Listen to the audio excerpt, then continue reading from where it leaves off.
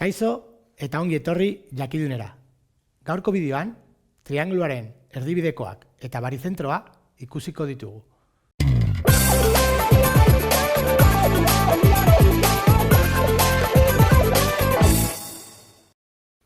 Triangulu honen barizentroa kalkulatuko dugu gaur. Bakarrik barizentroa kalkulatzeko formula hau erabili ahal dugu. Barizentroa trianguluaren erdiko puntua izan da, erpinen koordenatuak batu eta zati hiru, bataz bestekoa kalkulatuz, lortzen da. Kasu honetan, barizentroa lau bat izango da. 2 gehi lau 6 gehi 6 12, zati hiru lau delako, bat minus bat 0 gehi hiru hiru, zati hiru bat delako. Guk erdibidekoak kalkulatu behar ditugu eta barizentroa erdibidekoen ebaki puntua izan da kalkulatuko dugu ebaki puntu hori. Eta llegatuko gara lau batera hori. Erdibidekoak doa erdiko puntutik beste erpinera, aurkako erpinera. Adibidez,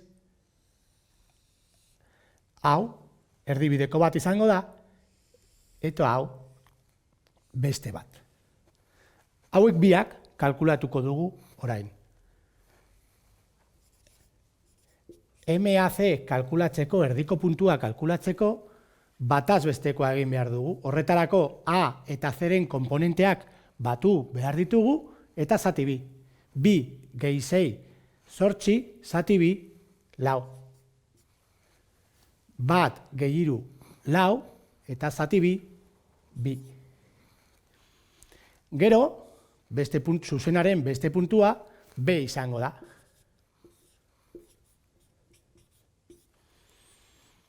Zuzena bat idazteko vektorea, norabide vektorea behar dugu. Bi puntu horien eratzen dutena.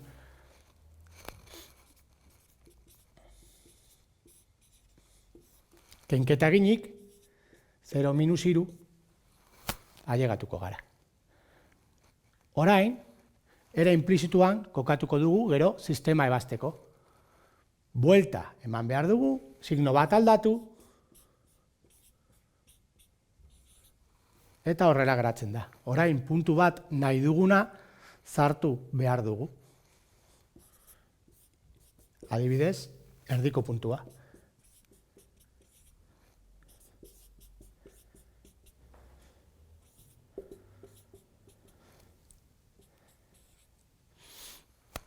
C bat izango da minus 12.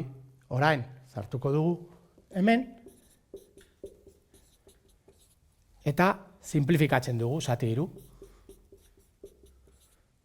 Eta hau izango da, gure lehenengo erdibidekoa.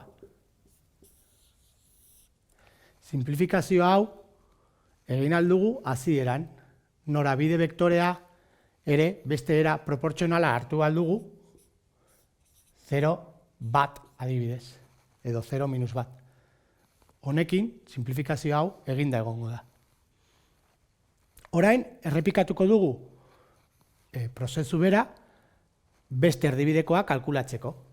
Kasu honetan, M, AB, erdiko puntua haren eta beren artean, eta C puntuarekin. C puntua C hiru da, eta A-beren erdikoa batzen 2 gehi lau 6 zati bi hiru, bat ken bat 0, zati bi 0. Berriro, zuzena idazteko, vektorea behar dugu.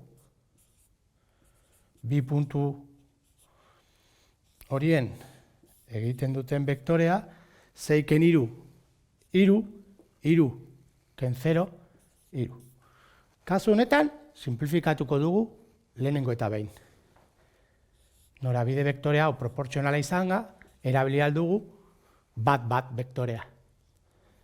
Gogoratu, buelta eman eta signu bat aldatu.